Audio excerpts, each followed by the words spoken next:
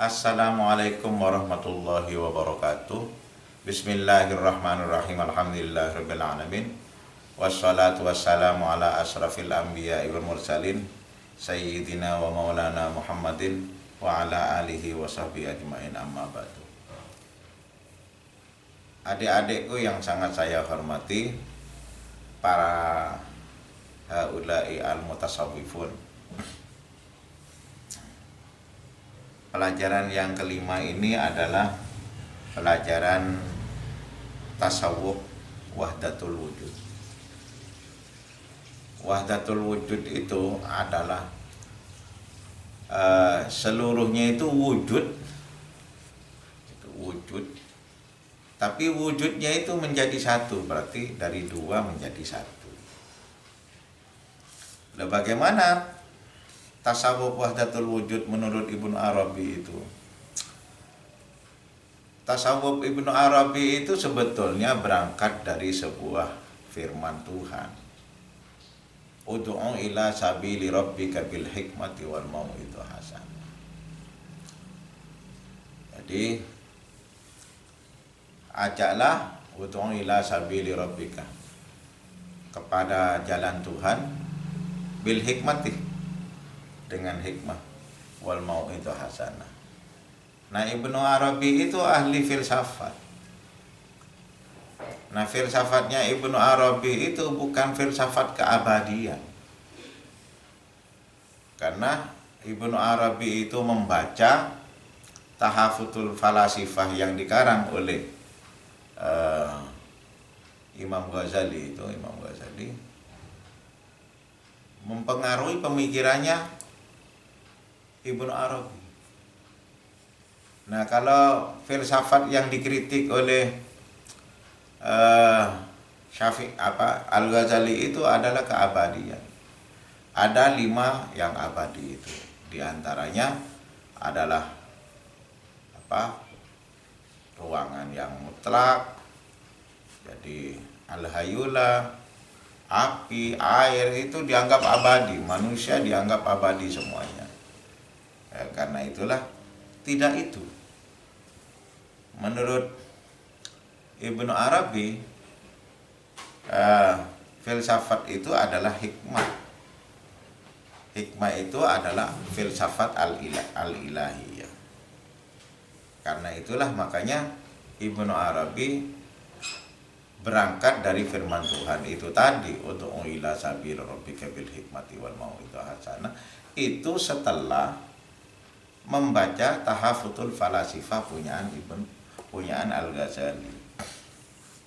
Nah, adik-adikku yang sangat saya hormati, di dalam kehidupan ini menurut Ibnu Arabi, akal itu punya kedua kekuatan. Quwwatud dunya, quwwatul ulia. Punya kekuatan dunia, ada kekuatan yang tinggi. Kekuatan dunia itu menurut Ibnu Arabi itu bisa disentuh, bisa dipelajari bil khawasil khamas, dengan panca indera. Apa saja yang bisa dipelajari dengan panca indera itu? Al-Quran, hadis, alam semesta ini. Jadi quwwatud dunya itu Al-Quran dan hadis itu, dan alam semesta ini bisa dipelajari oleh al-khawasil khamas. Nah, al-khawasil khamas bisa mempelajari, bisa melihat Al-Quran dan hadis serta alam semesta ini, maka quwwatud dunya itu harus pintar. Kalau tidak pintar tidak bisa menurut Ibnu Arabi. Harus belajar. Terus quwwatul ulya itu adalah bisa diperoleh dari akal yang khusus. Akal yang khusus itu kalau dia sudah pintar, lalu akal yang khusus itu sampai dengan mampu melihat Tuhan, mampu melihat Tuhan. Jadi kuwatud dunya itu adalah al-khawasil khamas. Kalau sudah dia pinter, mampu melihat Al-Quran dan hadis serta alam semesta ini. Kuwatul ulya itu dengan akal mahdoh mampu melihat Allah Subhanahu wa ta'ala. Maksudnya mampu sampai kepada Allah Subhanahu wa ta'ala. Jadi dua kutub ini seakan-akan berbeda. Tapi enggak, satu jalan. Melalui khawasil khamas kita belajar ya. Kita belajar itu kalau sudah pintar kan belajarnya dengan akal. Akal biasa. Bukan akal yang mustafad, al-aqlu al-hayula. Al-aqlu bil fi'li. Kemudian lalu setelah dipelajari mendalam macam-macam, lalu lahirlah kepada kuwatul ulia.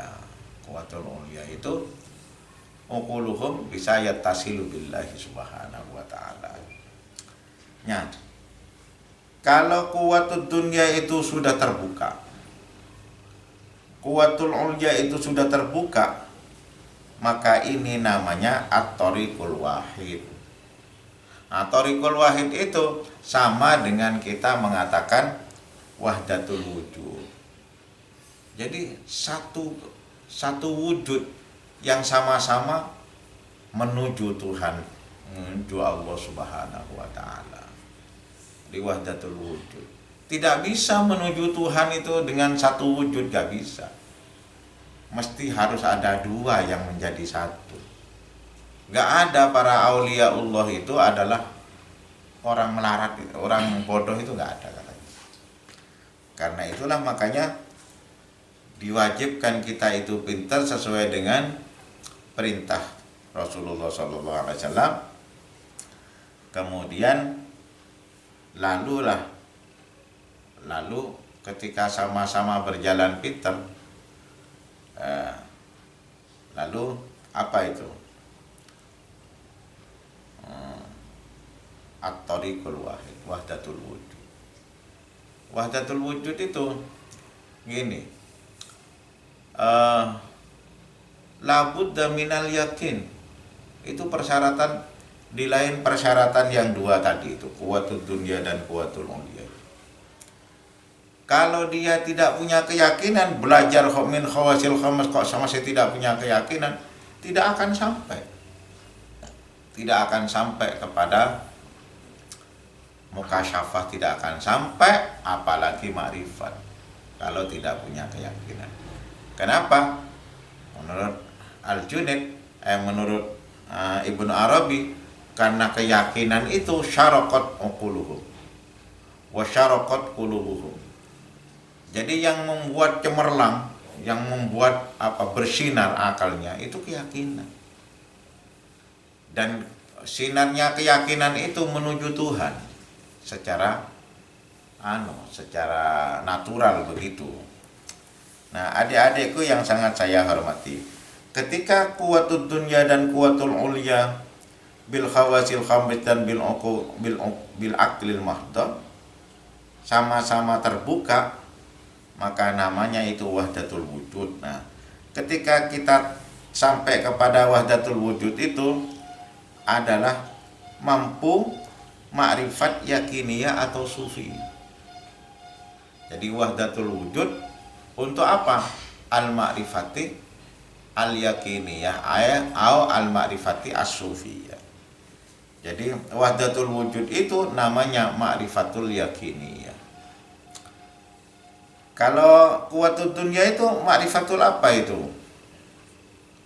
Mustafad, ma'rifatul lafdiyah.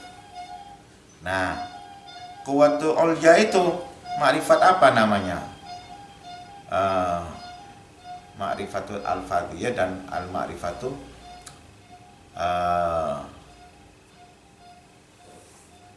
al-ma'rifatul mahdoh. Namanya mukasyafah ya, mukasyafah. Yang pertama kuwatul dunya itu mukasyafah, yang kuwatul ulya itu adalah ma'rifat. Tapi paduan antara mukasyafah dengan ma'rifat itu, orang itu tidak mungkin mencapai mukasyafah satu kalau tidak pintar dan tidak yakin. Orang itu tidak akan bisa sampai ma'rifat kalau tidak pintar dan tidak yakin. Karena itulah terbukanya dua kutub ini menjadi al-kaifatu al-huwa at-tariqatu al-wahid, wahdatul wujud. Wahdatul wujud untuk apa? Al-ma'rifatu al-yakiniyah.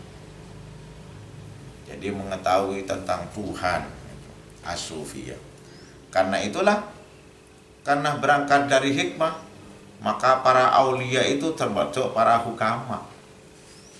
Menurut Ibnu Arabi, para hukama itu adalah orang yang mampu menciptakan hikmah itu sendiri. Hikmah itu apa sih? Hikmah itu kok sampai sehebat itu?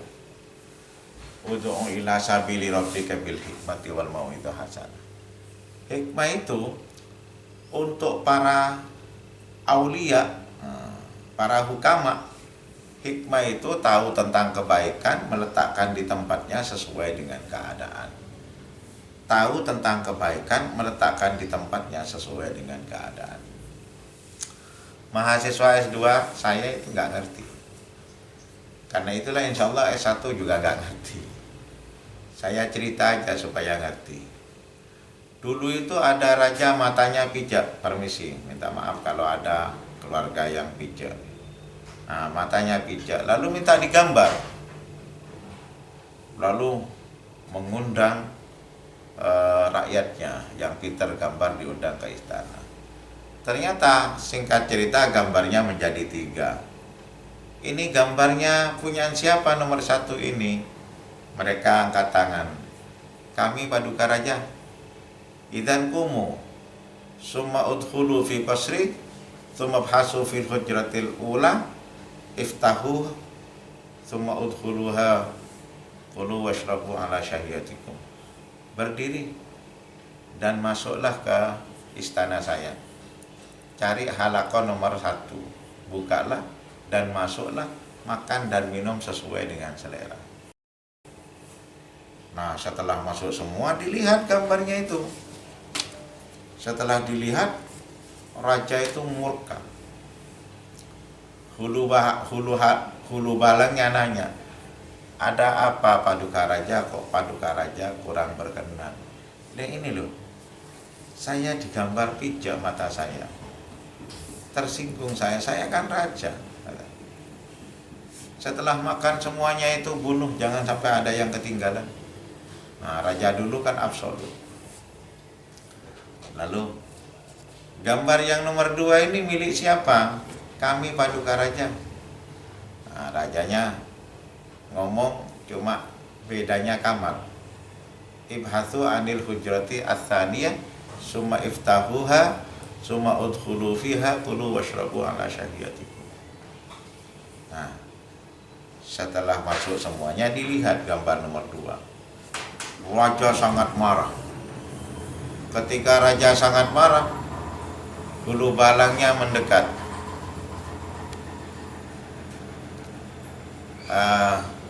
Ada apa Paduka Raja?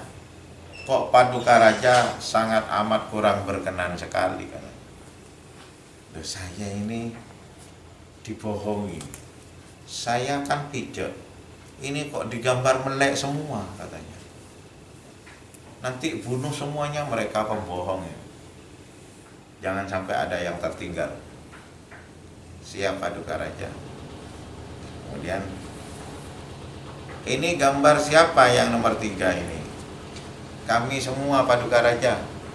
Lalu Paduka Rajanya ngomong, kecuali bedanya ibhathu anil hujrati tsalisah summa iftahuha summa udkhulu fiha kulu washrabu ala syahiyatikum.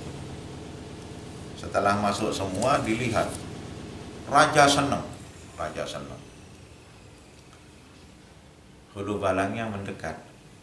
Maaf Paduka Raja, kok Paduka Raja sangat berkenan. Oh iya, ini loh saya cakep, mantuk-mantuk. Ternyata setelah dilihat oleh hulu balangnya, raja itu dikasih topi koboi, dikasih sepatu boot, terus di balik punggungnya itu ada kanainnya. Nah, kanain itu anak panah. Terus di tangan kirinya ada busur. Di kejauhan sana ada semak-semak belukar. Muncul di antara semak-semak belukar itu kepala kijang. Nah, si raja itu memanah kijang dengan mata pijak, tapi merasa tambah cakep. Katanya raja kepada hulu balang, kasih hadiah mereka itu jangan sampai ada yang ketinggalan. Nah, kenapa yang pertama itu kok dibunuh? Karena dia tahu tentang kebaikan tapi tidak mampu meletakkan di tempatnya, sehingga menjadi jelek. Yang kedua, kenapa dibunuh? Karena berbohong. Anak kecil aja berbohong itu tidak suka. Yang kenapa yang ketiga dikasih hadiah? Karena dia tahu tentang kebaikan, meletakkan di tempatnya sesuai dengan keadaan. Ini namanya bahasa balaghahnya muqtadul hal. Adik-adikku yang sangat saya hormati, sebetulnya dialah sebetulnya hukama atau para aulia. Tapi kemudian ada sahabat yang tidak bisa untuk mengilah sabil. Aduh, sulit. Rasulullah katanya. Lalu untuk kita-kita itu hikmah itu apa? Nah, bukan para hukama dan bukan para aulia. Lalu Rasulullah mengatakan, untuk kalian al-hikmatu dholatul mu'minin. Hikmah itu harta kekayaan orang mukmin yang kececeran di jalan-jalan. Khudhu idza wajadtumuha. Ambillah jika Anda ketemu. Anda itu ketemu dengan saya sebagai dosennya, sebagai seniornya. Ambil hikmahnya. Anda ketemu dengan temannya. Ambil hikmahnya. Teman itu kan beda-beda. Ambil hikmahnya semua. Bagi orang yang mampu mengambil hikmah di dalam segala aspek kehidupan, menurut para pemikir, dialah sebetulnya orang yang terkaya di dalam kehidupan ini. Adik-adikku yang sangat saya hormati, itu saja yang dapat saya sampaikan. Tugasnya ada 3, merangkum dan mengembalikan lagi ke classroom dan absen. Sekian, wallahul muwaffiq ila aqwamit thoriq. Wassalamualaikum warahmatullahi wabarakatuh.